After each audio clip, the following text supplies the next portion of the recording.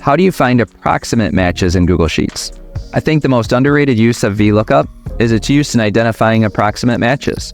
What if you had a list of inventory like on our cost category sheet, and you wanted to classify each project into low cost, medium cost, and high cost? Well, you can use VLOOKUP to programmatically fill this in for you.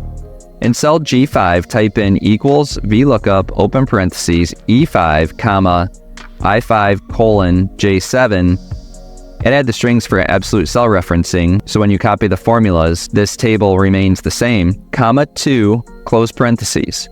Here, you will see the formula return low because the $5 cost is greater than 0, but less than $7. Let's copy and paste this down to see how this works with more data. I'm going to hit CTRL+C on cell G5, and then paste special formulas on the range G6 colon G12. Now you can see that I've added the cost category to every part in the inventory list.